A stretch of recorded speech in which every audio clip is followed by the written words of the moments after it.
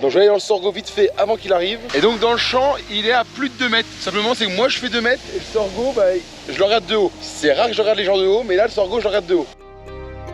Quand je montre mes pieds où j'ai arraché, je sais pas si vous vous rendez compte, regardez c'est mou. Vous voyez, je peux rien voir la caméra.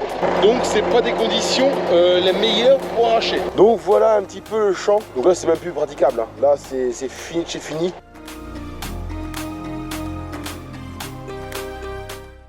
Bon, salut à tous, donc début de semaine, donc début de vidéo. Allez, on va commencer par un petit peu de galère, parce que sinon c'est pas drôle. Donc déjà, vous voyez, il fait encore nuit, hein, il est 7h15, j'ai déjà 2 pannes. Enfin, du moins une casse et une panne. Donc la casse, voilà, ça c'est quand j'ai mis un palette sur la remorque. Évidemment, elle est pleine, hein. Je l'ai remplie en poireaux.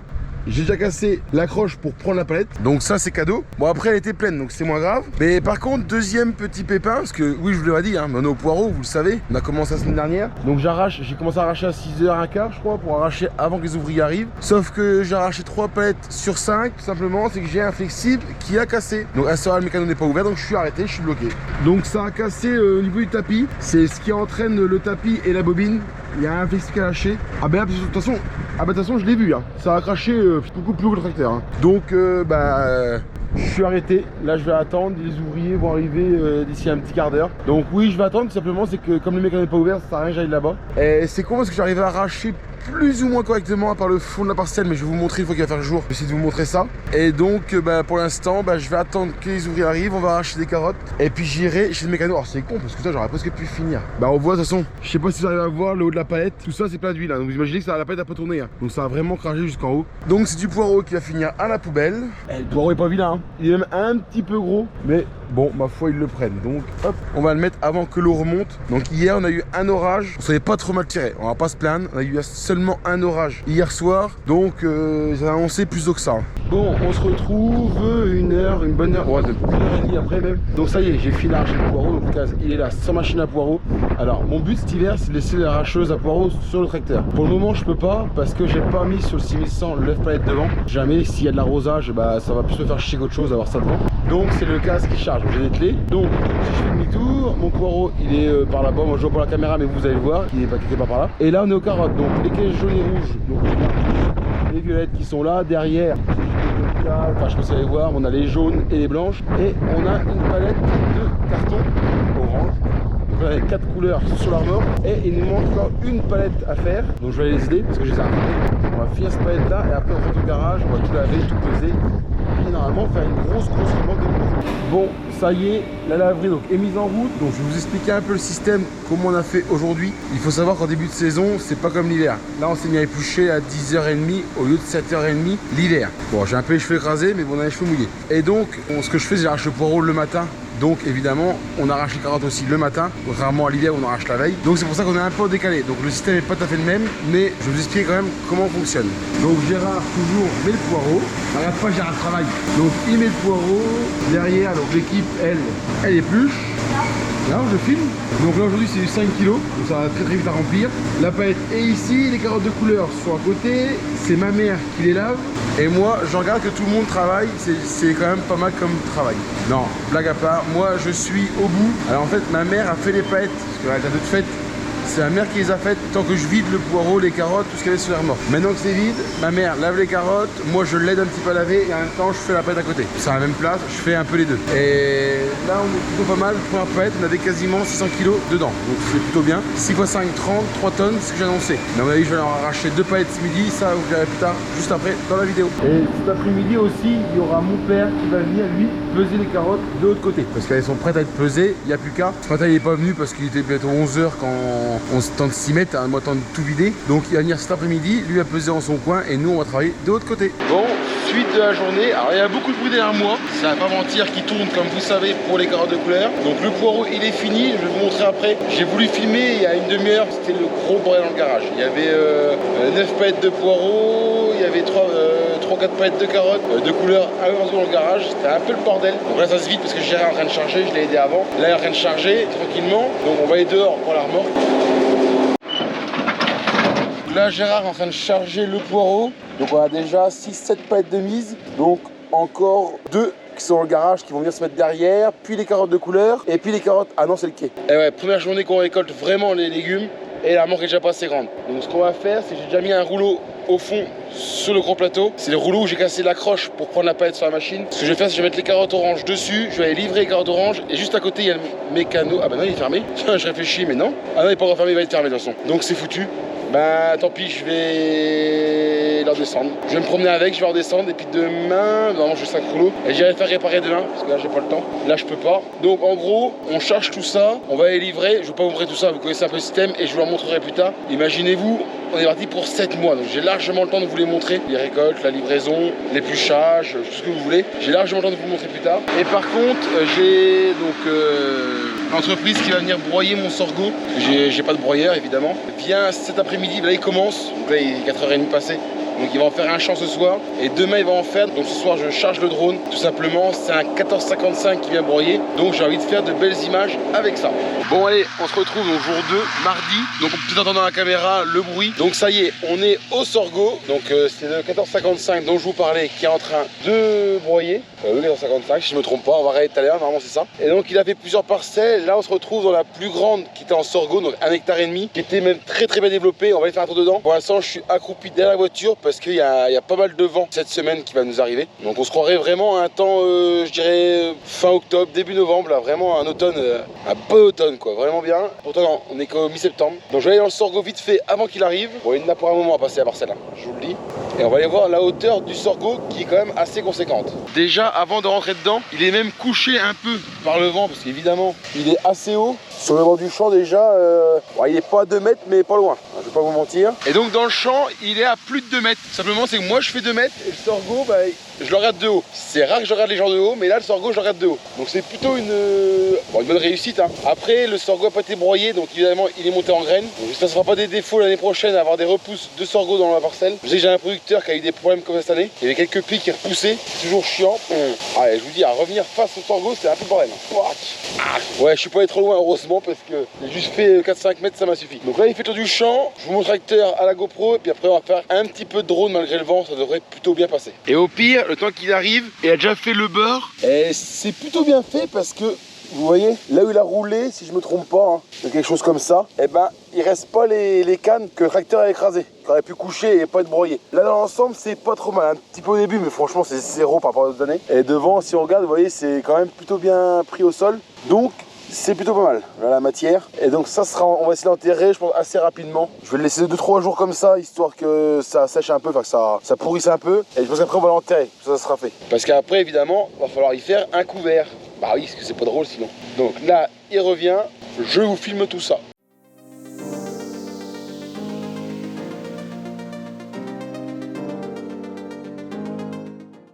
Ça fait un de ces vacarmes, cette bécane. En tout cas, ça fait, ouais, tu fais du plutôt bon boulot. Hein. Là, franchement, il n'a pour une pause. Par contre, ce qu'il va faire, c'est qu'il fait 3 ou 4 fois le tour du champ, de permettre d'avoir faire ses demi-tours tranquillement et pas t'emmerder. Donc, il va faire, je crois qu'il m'a dit, 3-4 tours facile.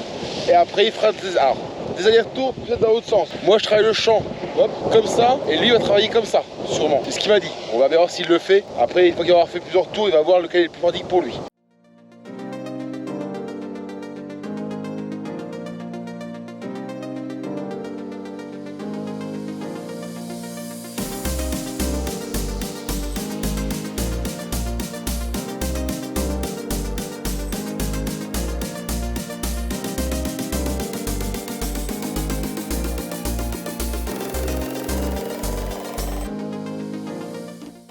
Bon, là je me retrouve, j'ai fait quelques images, je vais pas rester à temps qu'il fasse le champ au complet. Tout simplement, j'ai pas le temps. Il reste quand même mon poireau et mes carottes à côté. Donc là, ils sont quasiment quittes d'éplucher au garage. Hein. Donc, il est 13h, 14h maintenant. Et ils sont quasiment quittes d'éplucher les 3 tonnes d'aujourd'hui. Sachant que ce matin, on a arraché les carottes aussi. Hein. Donc ça va plutôt bien le poireau. Bref, donc là, il continue à tourner en rond. Il a repris dans le milieu du champ. Et je vais vous montrer un peu le résultat du coup, vu du champ. Parce que le bord, tout à l'heure, c'était pas vraiment démonstratif de la parcelle. Et donc là, dans la parcelle, donc on est dans le milieu du champ. Donc là, il arrive. Il est au fond là-bas. Et franchement, on a une bonne tonte, hein. Regardez les tiges qui restent, c'est vraiment pas long, hein. Franchement c'est plutôt bien broyé. Et malgré qu'il roule assez vite quand même, là il arrive, on va filmer tant qu'il arrive, et il roule assez vite quand même. Et son broyeur fait plutôt du bon boulot, hein. Alors je sais pas si c'est un 3 mètres, 4 mètres, je pense pas, 3 mètres. Hein. Et ben franchement ça fait du plutôt bon boulot. Et à mon avis je vais me pousser parce que sinon après il va m'écraser, il va sûrement faire ce qu'il y a ici.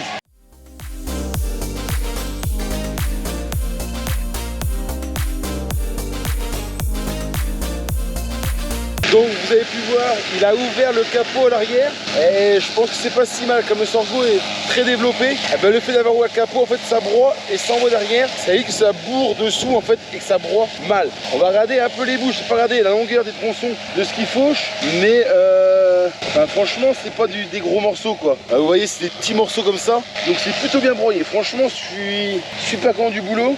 Bon par contre ce qui fait mal hein, c'est que je détruis la culture, j'aime pas ça. Franchement j'aime pas le boulot qu'on fait parce que bah bon on n'est pas occupé plus que ça, on a arrosé qu'un coup parce qu'il a plu tout l'été, mais il était bien développé tout ça et puis on finit par le broyer. C'est toujours chiant. Mais bon en tout cas voilà, vous avez vu un peu le broyage. Alors par contre je m'excuse, c'est pas un 14,55, c'est un 12,55. J'ai vu un peu trop gros. Mais bon, le principal c'est qu'il fasse le boulot.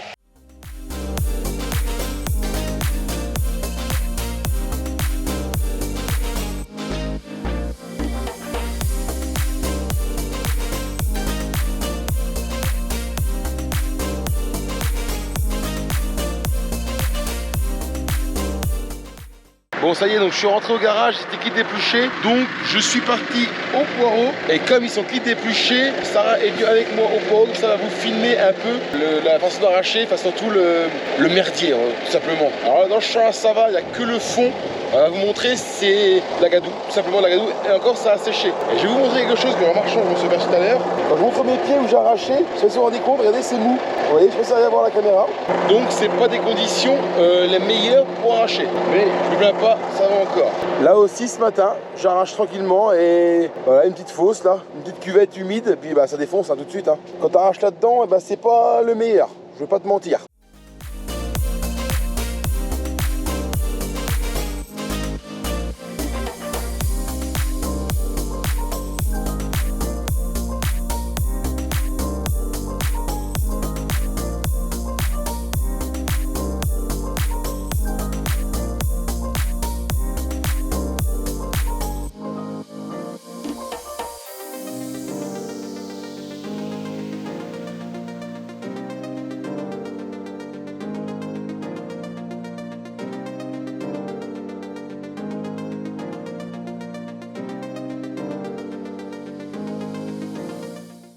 Bon, alors on se retrouve 2 jours plus tard je crois. Je n'ai rien filmé depuis 2 jours, tout simplement on a fait que de la récolte. Et comme je vous l'ai déjà dit, j'ai le temps de vous le montrer. Donc je ne vous ai pas filmé. Mais depuis 2 jours, on a eu pas mal d'eau. Donc on a dû avoir 20, 25, 18 au moins. Donc on doit être pas loin des 50 mm en tout et pour tout.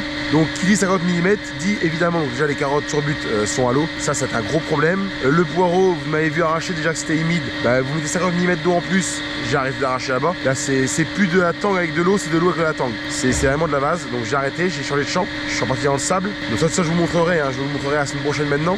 Et qui dit de l'eau, dit aussi le quai qui est rempli. Donc ce matin, ils finissent le poireau. Là pour vous dire, il est 9h, il reste un rouleau à faire. Donc en gros 9h30, 10h moins quart, ils vont être quittes du poireau aujourd'hui. Et on a quand même mis 3 tonnes par jour de poireau. Donc ça va plutôt bien, il est assez joli, il est assez gros, donc il pèse, donc c'est plutôt bien. Et donc là ce que je vais faire, donc comme je l'ai dit, j'ai ramené la pompe, on va la brancher pour vider le quai avant de mettre la remorque pour charger les légumes.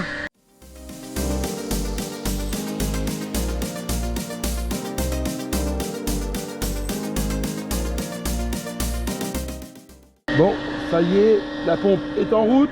Donc l'eau sort bien ici. Alors j'ai encore pas coupé le tuyau, hein, mais l'eau sort bien ici.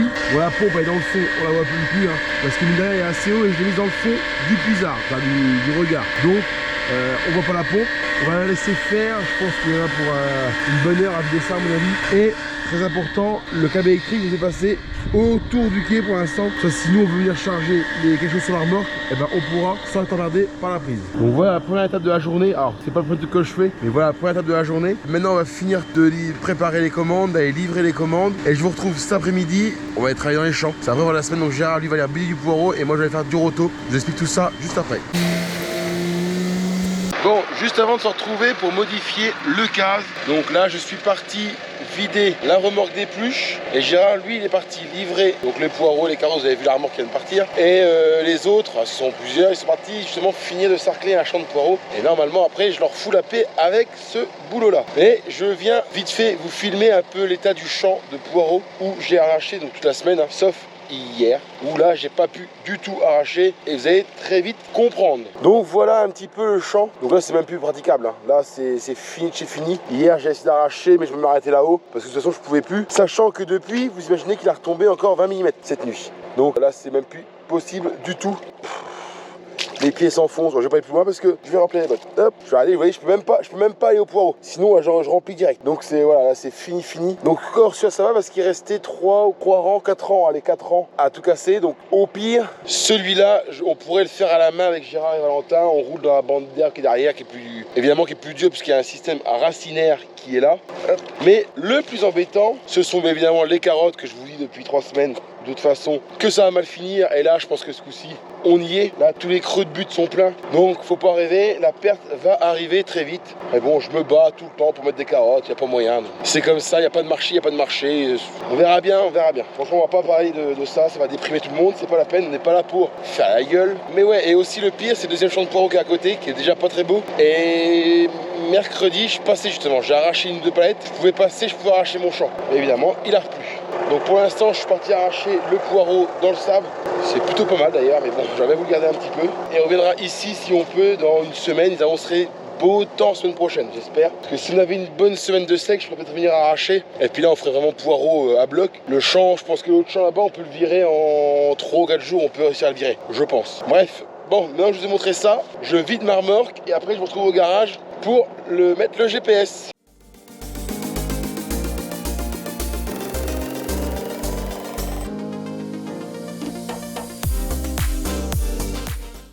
Bon, on se retrouve sur le toit du 6,90 m avec l'antenne du GPS. Comme à la saison, de toute façon, on s'en sert plus du GPS sur le John Deere. Comme je dois aller détruire le sorgho, alors il a été broyé, maintenant il faut l'enterrer. Et donc je vais aller le faire cet après-midi pendant que Gérard va aller rebuter. Donc je vais démonter le GPS du John Deere pour le mettre juste derrière sur le case. On va commencer par l'antenne. Donc c'est pas compliqué, hein. J'ai 2 câbles à démonter. Alors bien évidemment, remettre les bouchons pour l'humidité, très important. Hop, voilà. On démonte le deuxième câble. Hop, et une petite accroche. Et normalement, tout se passe bien. L'antenne est avec nous. Donc, ce câble-là, il y a un cache. Évidemment, il est sur le case, puisque lui, le case, il n'avait pas d'antenne. Donc, je mets et ce câble-là sous le support. Et maintenant, on change de cabine, on s'en va sur le case, si j'arrive à récupérer, qui est juste derrière. Alors, je vais essayer de chevaucher de l'un à l'autre. Si je tombe pas, je vous retrouve de l'autre côté.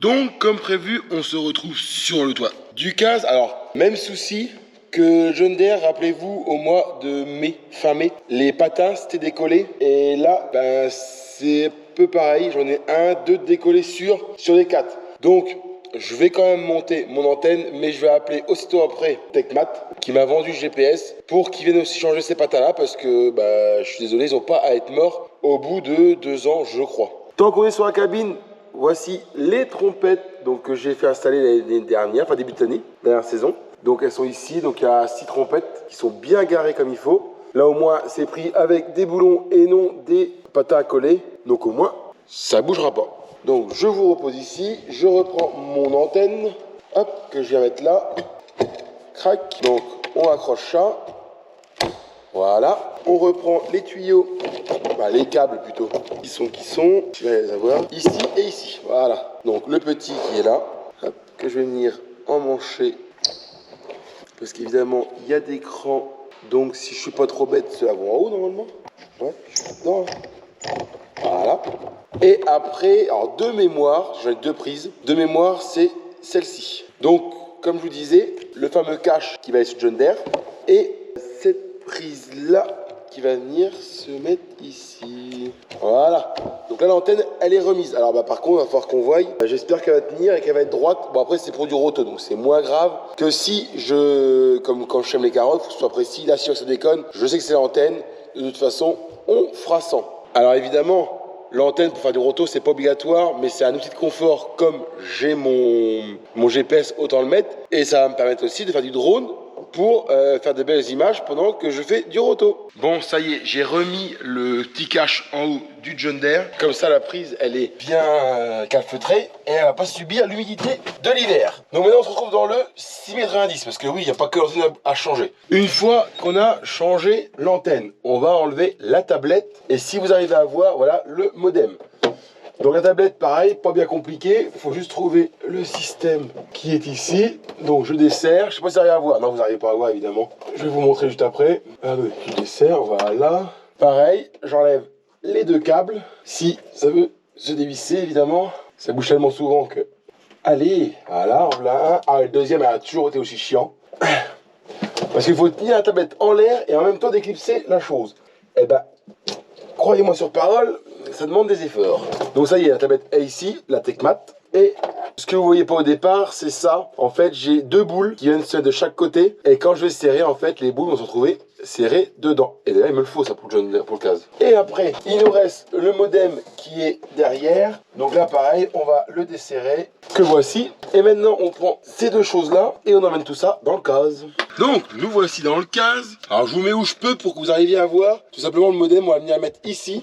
Donc, j'ai mes câbles qui sont garés derrière, normalement. Si vous voulez venir, les gars, c'est maintenant. Voilà. Il y a un peu de poussière là-dedans depuis le temps qu'il n'y a pas eu. Bah, le GPS, j'ai démonté tout simplement vraiment au printemps, quoi. Il y a plus de 6 mois. Donc, évidemment, ça va pas aider. Alors, les petits câbles rouges, là, je sais pas trop dans quel sens ça va. Donc, j'ai envie de vous dire, on va essayer en un sens. Si c'est pas ça, bon, on va faire en l'autre. Hein. Qu'est-ce que vous en pensez? C'est pas mal. Hein.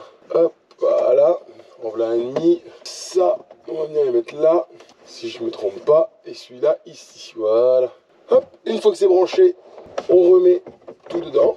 Voilà, ça après il est bloqué, il bouge plus. Et l'antenne, elle, alors, qui est ici, que j'ai dans les mains, elle va venir se brancher par là. Donc, voilà, et deux prises. Donc évidemment, on va en faire une sur deux. Voilà. Ah, j'entends Gérard qui rentre avec les emballages. Donc c'est parfait, parce que je vais quitter démonter mon GPS. Ça, je vais pouvoir l'aider à tout vider. Hop, voilà, on met le gros bloc pareil dedans. Et maintenant, hop, je tourne. Je remets la fameuse boule dedans. Alors là, je vais ouvrir la porte. J'ai pas le choix. Je pourrais peut-être vous montrer un peu mieux. Là, je vous ai mis un peu mieux normalement. Donc, on va venir, en gros, serrer. Alors, picote plus vers le haut. Attendez. Hop, voilà.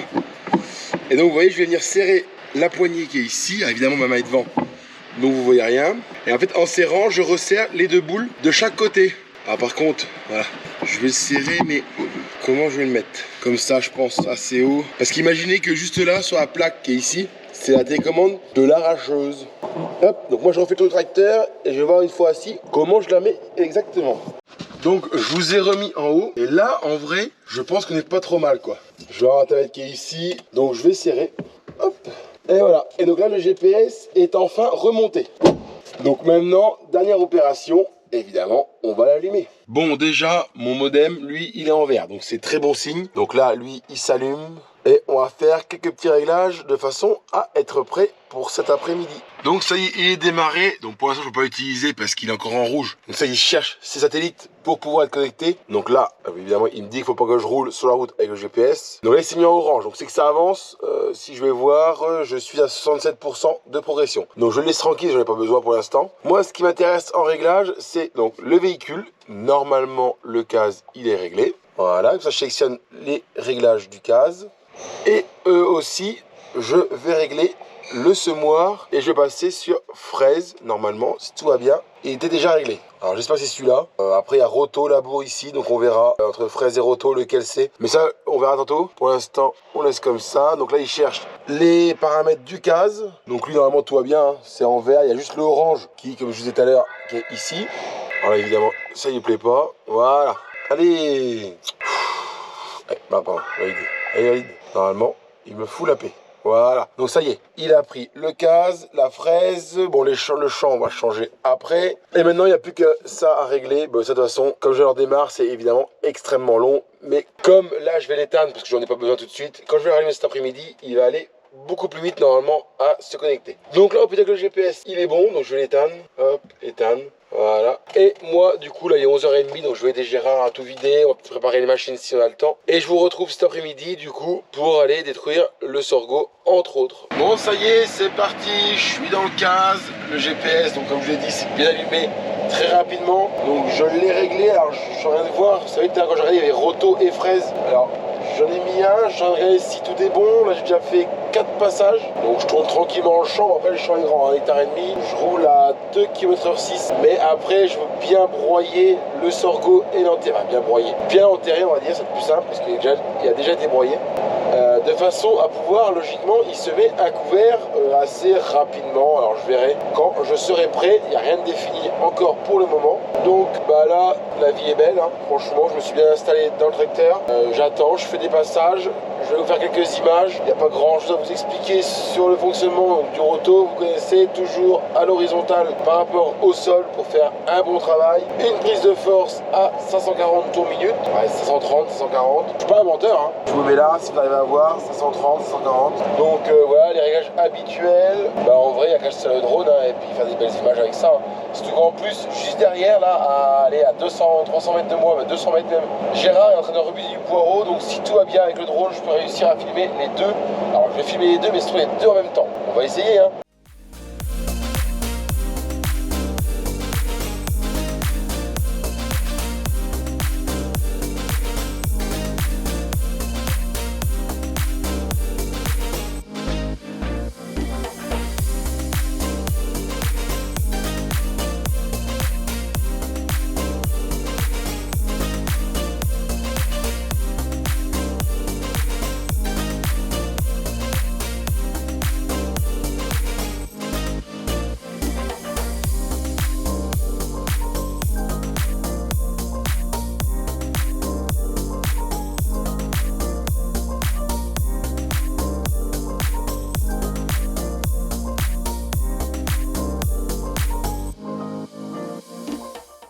Bon, j'avance tranquillement, ça fait 2 heures que j'y suis, je crois, donc j'ai quasiment fini la parcelle, j'ai fait les 3 quarts, ça avance plutôt bien. Deux petites choses, alors premièrement, alors je n'ai pas de cendre, j'ai pas le temps, clairement, je vais vous montrer à travers le carreau. Premièrement, il y avait énormément de matière dans le champ où je me trouve, et le roto, bah, le problème, c'est que je n'ai plus, j'ai pas de disque comme petit roto sur les côtés, donc évidemment, je traîne énormément de matière sur les côtés.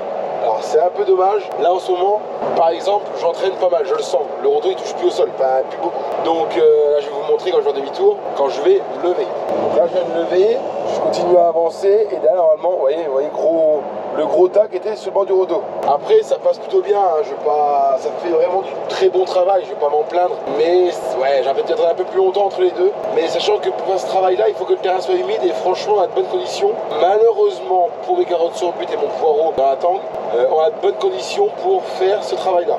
Donc une fois le travail rendu, vous voyez, c'est pas non plus un terrain envahi de bosses, de déchets. Voilà, ça reste quand même plus ou moins bien fait. Il n'y a que dans les bouts, je sais pas si vous arrivez à voir au fond là-bas entre le rétro et la cabine, il y a des tas. Mais évidemment, je vais devoir refaire les bouts. Donc je vais venir broyer tout ça et le mélanger avec le sol, le sable, et ça se verra plus non plus. Deuxième petit défaut et qui m'énerve franchement, donc je vais vraiment finir par appeler Tecmat, je vais dézoomer mon GPS. Regardez le nombre de trous dans le jaune qu'il y a. C'est à chaque fois que le GPS se désactive tout seul. Alors oui, je sais, je dois rester vigilant sur le GPS, je vous l'accorde, mais à un moment donné, il doit aussi se débrouiller tout seul. Là, j'ai pas des longues planches, enfin j'ai pas des longs travers. Allez, ça me prend 5 minutes par travers et encore je suis gentil. Donc il doit se débrouiller tout seul quand même s'il se déconnecte une fois ou deux. Ok, mais pas là, il a se déconnecté au moins une quinzaine de fois. C'est pas normal. Donc faut que je voie pourquoi il fait ça. C'est l'ISO, je crois qu'il n'est pas prêt ou je sais pas quoi. Donc faut que je voie avec Tecmat c'est quoi. Parce que le John Deere il me fait pas ça du tout, hein. Donc voilà le deuxième problème. Et là je vous reprends aussi parce que je vais pas finir le show tout de suite. Tout simplement c'est le gars qui est venu me broyer mon sorgho, donc sur le 1255, vient de m'appeler, faut que j'aille l'aider, tout simplement il vient de serrer son moteur. Donc il m'a dit que pour lui ça lui prendait au bout du nez parce que voilà, le tracteur fuyait pas mal d'huile, donc ça devait lui arriver, mais voilà, donc c'est arrivé. Donc il m'a appelé, savoir si je pouvais venir, lui lever le broyeur, qu'on dételle et qu'on emmène le tracteur chez le mécano pour voir plus ou moins ce qu'il faut faire. Après il se débrouillera, c'est pas mon tracteur, c'est lui qui fait ses choix. Mais en tout cas voilà, donc je vais arrêter pour le moment de passer le roto. Donc dès qu'il va arriver, il m'a dit 5 minutes, donc ça va être très bientôt. Et de toute façon, on reprendra, enfin je reprendrai, mais enfin parce que vous êtes avec moi en fait au final. On reprendra soit après, mais j'ai un rendez-vous ce soir donc je sais pas. Soit demain matin, on verra finir. Car j'aimerais bien faire mes 3 champs sur 4, parce qu'il y en a un qui est à l'eau maintenant. Donc 3 champs qu'il a broyés avant demain soir, sachant que lundi matin, je dois racler la planteuse à poireaux, donc dételer le roto. Donc je préfère faire tout ce que j'ai à faire d'une seule traite. Donc je vous dis bien dans la vidéo. Et voilà, vous voyez, en direct, voilà, le GPS s'est enlevé et il me dit le système d'état de guidage ISO n'est pas prêt. Donc je dois appuyer 2 fois, une fois. Donc voilà ce qui me fait constamment. Donc moi je vous retrouve plus tard dans la vidéo. Je ne peux pas vous filmer quand on sort le broyat, tout ça, c'est pas une très marrante, même pour lui. Donc je vais pas filmer ça. Et je vous retrouve sûrement peut-être ce soir quand même. On va essayer de finir au moins cette parcelle-là avant de demain. Faire les 2 autres qui sont plus petites. Donc ça ira plus vite. Bon, on se retrouve le samedi matin. Donc il est quasiment 10 h. J'ai déjà fait un champ ce matin. Alors je vous dis un peu bizarre, hein, mais je suis à moitié malade. Plus qu'à moitié, hein, mais bon, c'est comme ça. Donc ce champ-là, je l'ai fait sans vous le montrer. Simplement, c'est comme hier. Mais le plus important, c'est ce qui va suivre juste après. On va aller nettoyer, alors faire encore une parcelle de sorgho. Et on va nettoyer le dépôt à épluches de poireaux. Parce qu'évidemment, on a commencé la saison. Donc ça serait bien qu'on puisse commencer à mettre les épluches là-bas. Donc devant j'ai mis le godet. Tout simplement c'est que j'ai un peu de fumier à bouger et j'ai démonté ma fourche, j'ai enlevé les doigts, donc je vais essayer de pousser ça au godet, ça devrait le faire, pour tout regrouper au milieu et nettoyer tout autour pour pouvoir venir la semaine prochaine y mettre les épluches à poireaux. Bon ça y est, donc j'ai fini de broyer mon dernier champ de sorgho. Pas du moins, non il est encore, mais j'en ai un qui a été broyé, mais malheureusement c'est trop humide pour pouvoir aller le faire depuis qu'il a plu énormément cette semaine.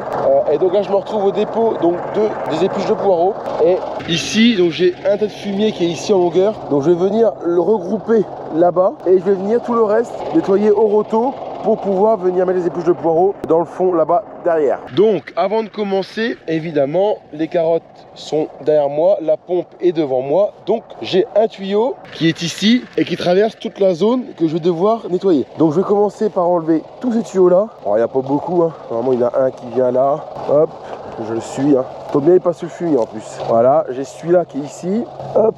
Bon, à une main évidemment c'est pas facile, voilà. Et après j'en ai 2 là parce que j'avais le bleu qui avait cassé dans l'été. Et le rouge lui qui va au bout d'un chemin qui est, si on y arrive, là-bas. Voilà, hop. Donc je vais débrancher le tuyau dans mon champ de poireaux qui est d'ailleurs pas vilain. Donc là on est en Oslo, donc c'est du poireau je sais pas exactement, mais mars, pas avant mars. Donc ouais, il est pas arrivé, mais il est plutôt joli quand même. Après en même temps, vu toute l'eau qu'il a eu, il peut que être joli. Mais bon, allez, pousse un peu. Ce poireau là va subir du gel, va subir toutes les conditions climatiques qu'on peut avoir dans l'hiver. Donc il est pas prêt d'être récolté. Bon ça y est, donc j'ai enlevé tous les tuyaux, donc maintenant toute la zone là est libre. Donc c'est parti, je vais commencer par faire le roto, je pense, autour du fumier. Et après on mettra le fumier en tas. Et puis on finira un peu de roto autour, vraiment bien fini, pour pouvoir ramener les épluches.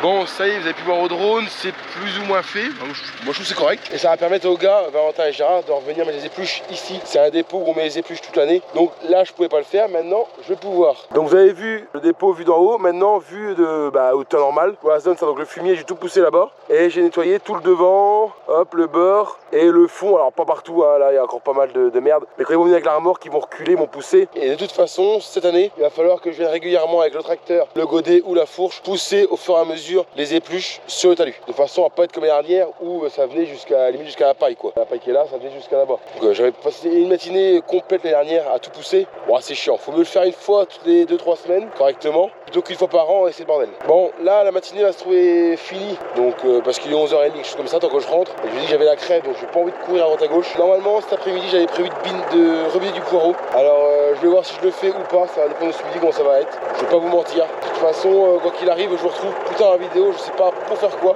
mais je fais la vidéo correctement. Bon finalement on se retrouve le samedi après-midi, donc je vais pas faire grand chose l'après-midi, je viens de vous dire tout à l'heure, je suis pas très bien spécialement, donc on fait le minimum. Donc je suis venu finir de faire mon roto derrière le broyage du sorgho. Marie la princesse est très humide. Quand je vous dis qu'elle est humide, c'est pas une blague. Voilà un peu le terrain, comment qu'il est. Donc là c'est vraiment de la flotte. Alors par contre je passe sans trop défoncer.